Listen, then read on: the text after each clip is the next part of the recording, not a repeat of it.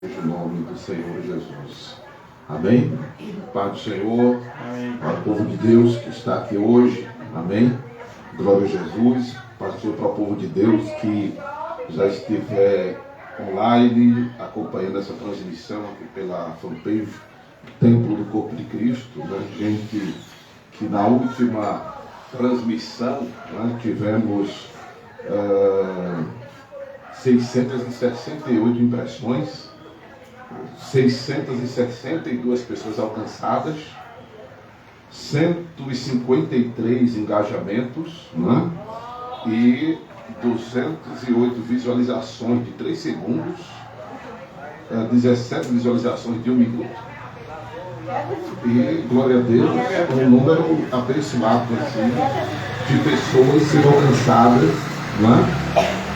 Mesmo aparentemente sendo nós poucos aqui. Glória a Deus por isso. Qual o interesse de nós estarmos transmitindo esta palavra? É para que façamos jus ao ID de Jesus, que é de pregar o Evangelho a toda criatura. E a internet é uma ferramenta que possibilita esse alcance, né? Possibilita este alcance, como nós estamos vendo aqui. 662 pessoas alcançadas. Chegou para 662 pessoas a nossa mensagem de quarta-feira passada. Se bem que poucas pessoas pararam para assistir e pararam por pouco tempo, né? Quero até pedir a você que depois assista novamente a transmissão passada, com mais tempo, assista ela toda, né? Assista a de hoje toda, em nome de Jesus, apesar de um problema que nós tivemos na transmissão passada. Eu não acionei o módulo não perturbar. Aí toda vez que chegava a mensagem no Message ou nos outros aplicativos que está instalado no celular, além da zoada que pega da rua, da moto, do povo falando, das rodas do pé da gente aqui no salão, né? Capta tudo no áudio do celular, essas rodas de moto mesmo, capta tudo, pega. Se você pensar até um pouquinho mais alto, pega o pensamento de vocês, né? O som é bom, né? Apesar disso, mas o conteúdo da administração ele é muito rico, ele é muito substancial. Se você parar para ouvir, você vai perceber que você vai ouvir coisas que você não costuma ouvir por aí. Por aí mesmo, em rádio, televisão, de repente até na sua igreja. Você não escuta o que escuta nessas transmissões que a gente tem feito do templo do corpo de Cristo, no templo aqui ou onde quer que nós possamos comunicar a palavra de Deus. Amém? Então eu quero pedir a você que também compartilhe esse link, esse momento, se estiver ao vivo, se estiver assistindo já depois de ter ocorrido a transmissão, você também compartilhe para seus contatos no WhatsApp, para seus contatos no Instagram, para seus contatos aí no seu telefone, e compartilhe também nos seus grupos no Facebook, e compartilhe também para seus contatos. Amém, amados? Glória a Deus. Então, aparentemente, a gente está com pouca gente aqui, mas a gente está observando que tem uma centena de pessoas que está sendo alcançadas. Amém, João Batista? Amém. Louvado seja Deus. E, como já dissemos, queremos que esta nossa quarta-feira ela seja mais do que um pouco de pregação, esse momento, seja a nossa escola bíblica, seja o nosso culto de doutrina, seja o nosso discipulado, seja o nosso culto de instrução, né? Seja o nosso seminário, seja o momento de nós crescermos na graça e no conhecimento do Senhor Jesus. A gente cuida de fazer jus à orientação do apóstolo Paulo de que, ao nos juntarmos, tudo seja feito para a nossa edificação. E quando Paulo fala de nossa edificação, Paulo fala de nosso crescimento para baixo, que é as nossas raízes, a nossa base, o nosso alicerce, né? o nosso batimento de estaca, que aí já é uma estrutura maior, isso é para prédio, né? Se bate estaca para fazer fundação de prédio, porque senão um prédio ele não suporta a altura que é levantada dele, ele cai, né? Como uma casa, se não tiver uma base, um alicerce bem estruturado, não aguenta, por mais que tenha colunas, não aguenta um primeiro andar, um segundo andar, um terceiro andar, né? Estamos aqui, por exemplo, ao lado de uma estrutura, eu acho interessante porque é numa subida. Então o alicerce dessa estrutura aqui é um alicerce considerável para suportar este peso. E é proporcional a cada estrutura. E a nossa estrutura de cristão, ela deve ser maior do que a estrutura dessa construção. A nossa estrutura, a nossa base deve ser maior do que a base de um prédio. Quando a gente fala de maior, não é para cima, é para baixo. Amém? Amém? Por isso que está escrito que se edificarmos a nossa casa sobre a rocha, que é a palavra de Deus, aí pode vir os ventos, pode vir os rios, pode vir a tempestade, mas a casa permanece de pé. Amém, amado? Por isso que a nossa base é a palavra de Deus. Por isso que quanto mais nós nos aprofundarmos na palavra, melhor para nós, mais firmeza para nós, mais sustentação para nós, mais equilíbrio para nós, mais suportamento para nossas vidas, diante de tudo que venha nos acontecer, de forma social, física, emocional, principalmente, psíquica e espiritual. Mas essa questão do social, do físico, afeta a mente, afeta o psíquico, como espiritual também. Mas se a mente não estiver abastecida da palavra, a gente desmorona, irmãos. Se a mente da gente não estiver firme na palavra, por isso que Paulo manda logo que nos revistamos do capacete da salvação. O capacete da salvação, que é para que as coisas externas não venham afetar o nosso interior emocional, o nosso interior intelectual, o nosso interior espiritual. O capacete da salvação gera essa proteção para nós. E essa proteção para nós, ela é proporcionada pela palavra de Deus. Por isso que é importante que esses nossos momentos, eles sejam exatamente a nossa escola bíblica, o nosso culto de doutrina, o nosso discipulado, o nosso culto de instrução, além do nosso ponto de pregação. Quando falamos de ponto de pregação, logo vem o questionamento quando eu digo que o nosso encontro aqui é discipulado, escola bíblica, culto de doutrina e culto de instrução. Vem o questionamento, pastor, e a mensagem? E a mensagem? Pastor, eu quero ouvir uma mensagem. Mensagem, eu sempre defendo que a gente não cria. Mensagem a gente recebe de Deus e entrega. Amém, amados? Amém. A gente não é essas palavras de efeito, essas palavras autossugestivas, que são repetidas, os jargões, não funcionam por muito tempo. Porque muitos deles, inclusive, não têm sustentação bíblica. E mesmo tendo sustentação bíblica, não é? São jargões, são frases de efeito usadas por pregadores bons de oratória, bons de homilética, bons preparadores de sermões e experts na oratória, que só se promovem em ser bom de ouvi-los. Mas a questão aqui, ou a questão em um culto, não é eu ser estrela, não é eu me promover, não é eu receber elogios, não é eu receber aplausos.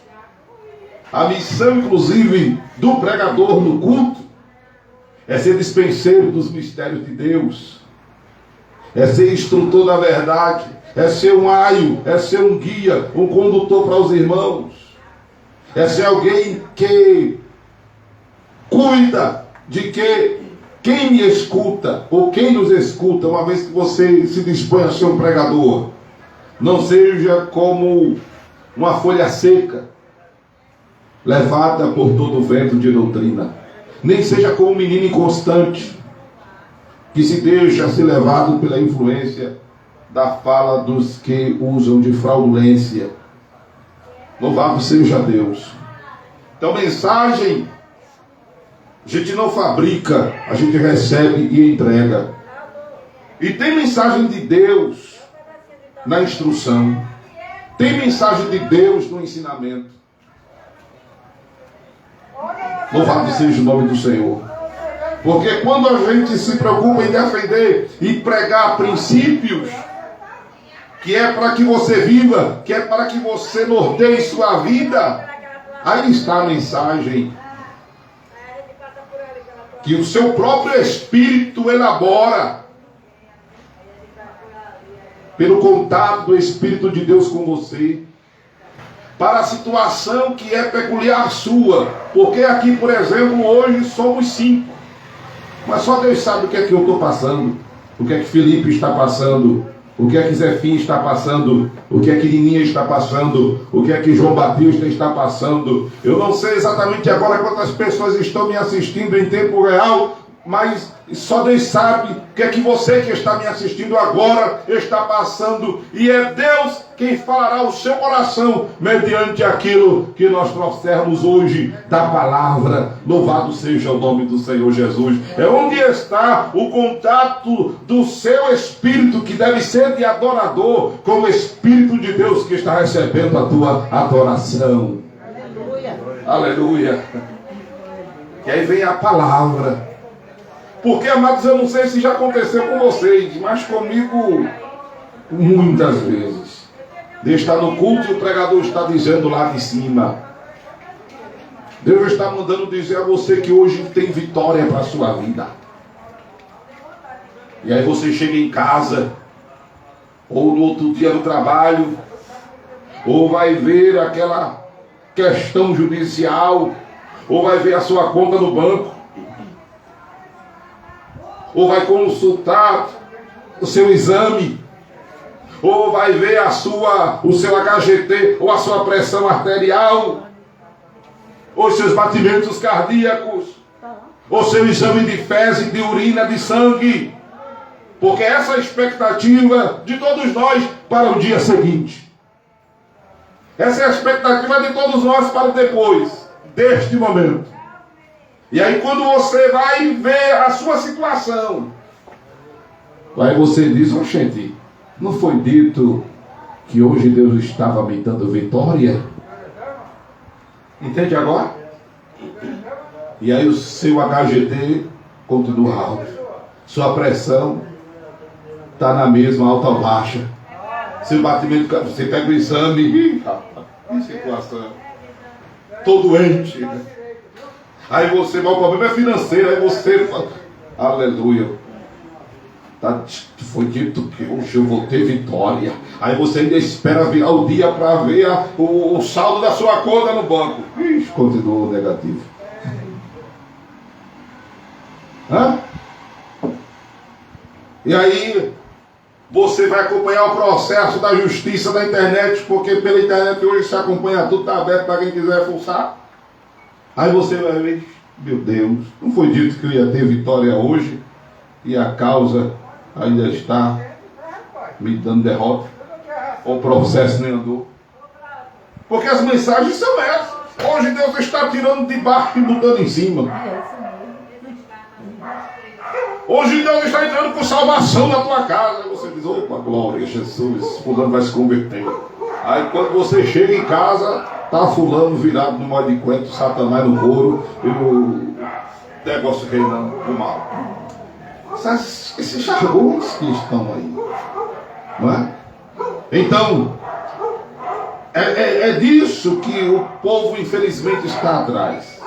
É disso que muitos pregadores têm se sustentado. Glória a Deus, não é o perfil das nossas celebrações aqui do templo do corpo de Cristo, e muito menos deste que vos fala. Amém, amados?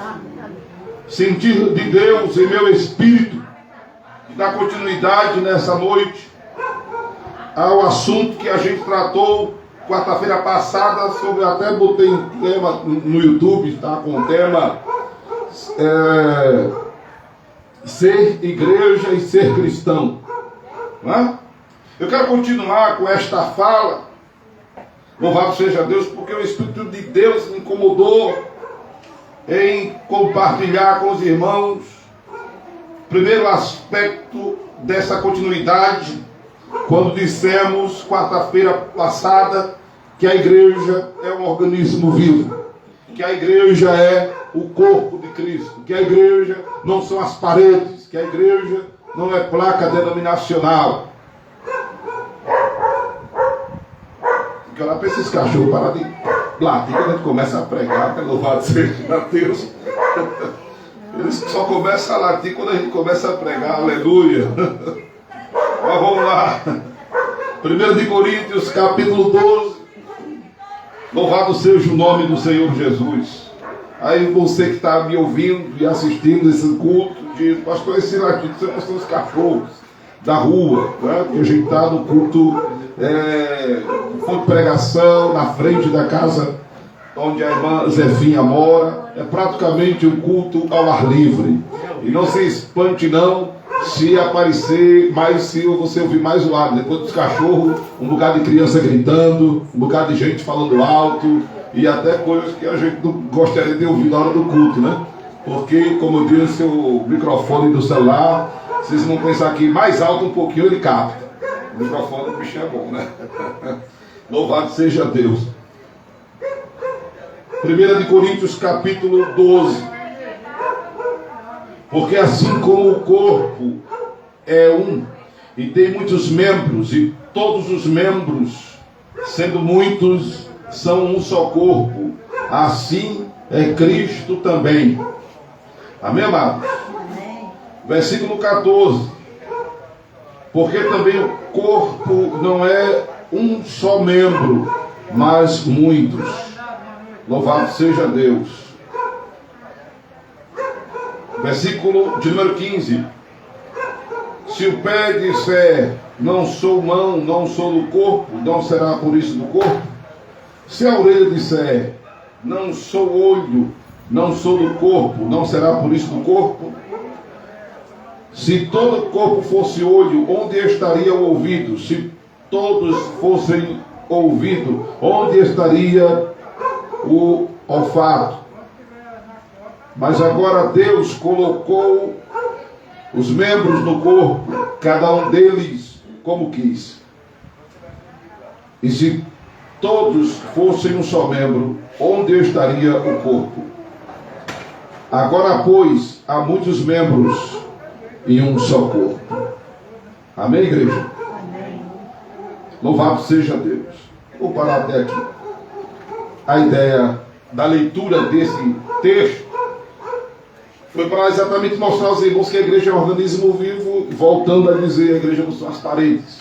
Não, a igreja não é um documento estatutário com CNPJ. A igreja não é uma instituição, digamos, simplesmente jurídica. Como acabei de falar, um documento com CNPJ. Não é? A igreja é um organismo vivo.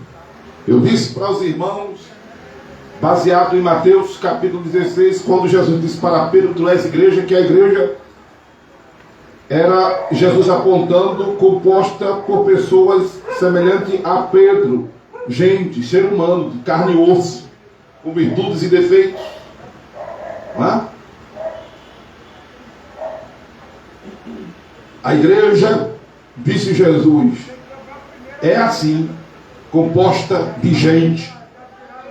Então, baseado nessas palavras de Jesus e nos ensinos do apóstolo Paulo, a igreja é esse organismo vivo. A igreja somos nós. Diga comigo, eu sou a igreja. Vamos lá, todos os quatro aqui, vamos lá. Eu sou a igreja. Como indivíduo apenas, você, João, você, Zefinha, você, Lininha, você, Felipe, você, Amaro Correia, sozinho, não somos igreja. Sozinho eu sou membro do corpo. Juntos fazemos o corpo, a igreja. A partir desse princípio da individualidade de membro, significa dizer que cada um de nós temos uma missão. Cada um de nós temos um papel. E ninguém é melhor do que ninguém. Todos têm o mesmo valor. Todos têm a mesma importância. Todos têm o mesmo significado. A prova é tanta que no versículo de número 25, para que não haja divisão no corpo. Aliás, o versículo 27. Ora, vós sois o corpo de Cristo e seus membros em particular. Ora, vós sois o corpo de Cristo e seus membros em particular. Não é que sejamos membros particulares, mas membros em particular. Significa dizer que cada um tem uma missão. Ninguém é melhor do que ninguém. Ninguém é mais do que ninguém. Por isso que, ainda desta mesma filosofia de igualdade, de equidade, em Filipenses, louvado seja Deus, capítulo de número, deixa eu conferir aqui se é Filipenses, Filipenses capítulo 2. Filipenses capítulo 2, versículo de número 3. Nada façais por contenda ou por vanglória, mas por humildade. Cada um considere o outro, os outros superiores a si mesmo. Amém? Porque não existe entre nós ninguém melhor que ninguém. Ninguém maior que ninguém. Quando os discípulos perguntaram a Jesus quem seria o maior no reino, Jesus foi bem claro, bem categórico em dizer que entre nós não existe essa coisa de grandeza. Pelo menos é o princípio ditado por Jesus, deixado por Jesus, expressado por Jesus, que não existe entre nós ninguém maior do que ninguém, ninguém mais importante do que ninguém, ninguém mais valioso, precioso que ninguém. O sangue de Jesus foi derramado igual para todos nós. Amém, amados? Amém. O sangue de Jesus foi derramado igual para todos nós. Louvado seja Deus. Em um momento, Jesus é abordado. Eu tenho aqui registrado, por exemplo, Lucas, capítulo de número 22, que houve, versículo 24, também entre eles contenda sobre qual deles parecia ser o maior. E ele lhes disse: os reis dos gentios dominam sobre vós, e os que têm autoridade sobre eles são chamados benfeitores. Mas não sereis vós assim. Antes o maior entre vós seja como o menor, e quem governa como quem serve. Amém, amados? Por isso que ser pastor, ser missionário, ser apóstolo, ser presbítero, ser evangelista, não é cargo. Cargo inspira grandeza.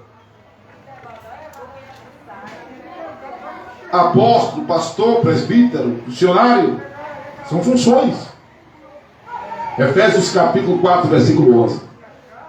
Os termos ali são funções dadas a membros do corpo, amém, amados, que tem maior responsabilidade sobre o próprio corpo. São membros do corpo, entenda isso, que tem responsabilidade sobre o próprio corpo. Por isso que esse fascínio que existe de grandeza, de título, tem gente querendo ser pastor, tem gente querendo ser pastora, tem gente querendo ser apóstolo, apóstola, bispo, bispa, tem gente querendo ser missionário, missionária, tem gente querendo título. Essa ostentação está errada. Tem gente querendo ter esses títulos para se destacar em nosso meio. E isso é errado. O único que merece destaque em nosso meio é Jesus. Quem pode dar glória a Ele aqui? Então esses títulos que está lá em Efésios 4 e 11 não são títulos de grandeza.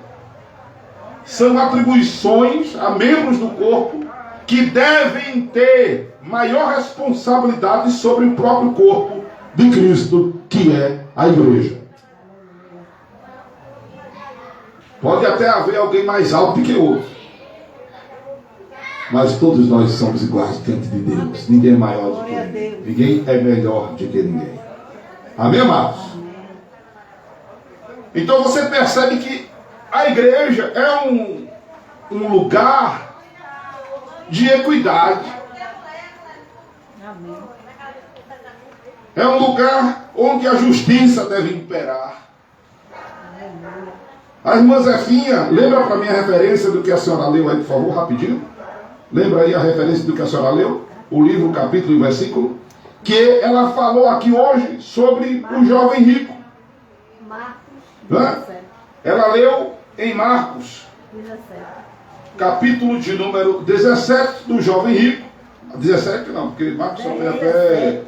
10 e 17. Marcos só tem até 16, né? Não, capítulo 10 e versículo 17. Isso. Marcos capítulo 10. Obrigado, Lininha e Zefinha. Versículo 17. Ela falou sobre o jovem rico.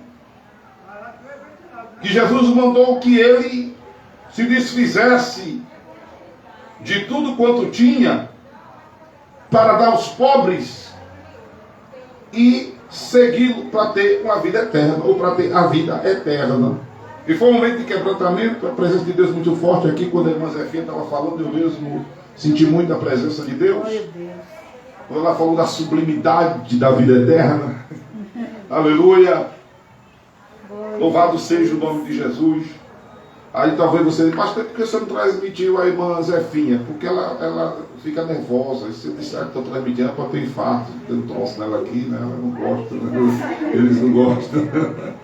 Glória a Deus. É por isso que o pastor só transmite a hora que ele está pregando. Porque se morrer, ele está tranquilo. Louvado seja Deus.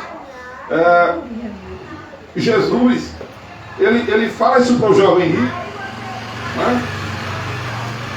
Porque é o princípio que Jesus está. Jesus não está simplesmente mandando ele se desapegar das coisas por se desapegar. Porque uma pessoa com estrutura financeira, ela pode ser muito útil para o reino, principalmente nos dias de hoje. Está entendendo? Jesus, ele era cuidado, e os discípulos, pelas mulheres que tinham posses. Porque Jesus, ele diz que as aves do céu tinham ninho e as raposas seus covis, mas o filho do homem não tinha onde declinar a cabeça. A partir do momento que Jesus assume seu ministério aos 30 anos, ele tem uma vida literalmente nômade. É dominar aqui, é dominar ali, é dominar por lá, e comendo. Comia do que alguém levasse na caminhada. Chegou um momento que a multidão estava com fome. E aí Jesus mandou parar. Os discípulos chegou para eles e a multidão que segue está com fome. Aí Jesus disse, dê vocês de comer. Assim, a gente não tem nada para comer. Até que alguém disse, Senhor, um jovem aqui tem 5 pães e 2 peixinhos. Jesus traz, abençoa, multiplica e dá de comer a mais de 5.000 pessoas com 5 pães e 2 peixinhos. Né? Em outro momento, Jesus deixa os discípulos dizer, eu vou ali beber água, que eu estou com sede. Quer dizer, até para beber água, Jesus tinha que ir atrás de alguém. E eram as mulheres de posse que cuidavam dessa trajetória, dessa andança de Jesus. Então a pessoa de posse é importante no reino para servir, para ajudar a bancar as missões evangelísticas, os trabalhos evangelísticos. É importante ter posse. Jesus não estava mandando ele se desfazer por se desfazer. Se bem que havia um apego do rapaz, é a experiência dele, que Jesus fala que o coração dele estivesse ali, onde estava o seu tesouro. Por isso que ele sai triste, porque Jesus manda ele se desfazer dos bens para dar aos pobres, ele rejeita isso. Mas a ideia de Jesus mandar ele se desfazer para dar aos pobres não era só uma questão de desapego do cidadão na época, daquele cidadão. Era o princípio do viver em comum que a gente lê depois em Atos dos Apóstolos, capítulo 2 e no capítulo 4, que os discípulos não tinham nada como sendo seu, antes se desfaziam das suas propriedades e repartiam com cada um, de maneiras que ninguém tinha necessidade de nada. Então, igreja é um lugar onde, já 2 coisas eu disse aqui, ninguém é maior do que ninguém, aliás, já disse mais de 2, né? Ninguém é maior do que ninguém, ninguém é melhor do que ninguém. Igreja é um lugar onde devemos ter uma vida em comum, ajudar um ao outro. Amém. No aspecto, inclusive, social. Amém. Inclusive no aspecto social. Por isso que é inadmissível que nas denominações haja uns passando necessidade e outros nadando na fortuna, na fartura, e outros morrendo na faltura, na miséria. Nós fomos sempre uma denominação pequena, e glória a Deus, a gente conseguia cuidar das ovelhas que sempre congregaram conosco. Aí talvez você diga, pastor, mas é fácil cuidar de 50 crentes, 100 crentes. Venha cuidar de 1.000, venha cuidar de 10.000. É só botar em prática o que se exige dos governos lá fora, que é a tal da política pública. É só aplicar dentro do sistema denominacional o princípio estabelecido por Jesus de cuidar para que ninguém tenha necessidade de nada. Faça um levantamento. Vê qual é a necessidade da pessoa. Não estou dizendo para que a igreja venha bancar as pessoas, porque não devemos, obviamente, fazer o que é o papel do Estado, mas devemos fazer o nosso papel de igreja, que é de cuidar uns dos outros, do básico, ou no mínimo do básico, desenvolver trabalhos e ações que venham fazer com que seja gerado dignidade dos membros da respectiva denominação, porque as denominações estão contidas, aliás, a igreja está contida nas denominações. Porque tem pessoas que congregam em algum lugar e não é igreja. Mas ali naquela instituição existe a igreja. Porque a igreja está sujeita a Cristo. Eu disse na ministração anterior. É importante acompanhar esse momento pedagógico. Efésios capítulo 5, versículo 24. Ser igreja é estar sujeito a Cristo. Não é simplesmente fazer parte da instituição. Não é simplesmente estar no culto. Porque ser cristão é mais do que carregar a Bíblia. Ser cristão é mais do que pregar a Bíblia. Ser cristão é mais do que ter título. Ser cristão é ser prático no seguir Jesus. Amém, amados? Amém. Ser cristão é ser prático no seguir Jesus. Então, uma sugestão para os líderes que estiverem, se porventura pararem para ouvir essa palavra. Tá? Igreja é este lugar de equidade social, moral, espiritual, humana. Louvado seja o nome do Senhor Jesus, que a gente encontra na palavra de Deus. Igreja é lugar de acolhimento. Louvado seja o nome de Jesus. Romanos, capítulo de número 15. A palavra de Deus diz assim para nós. Confere aí, João. Romanos, capítulo 15. Mas nós que somos fracos, mas nós que somos fortes, devemos suportar as fraquezas dos fracos e não agradar a nós mesmos.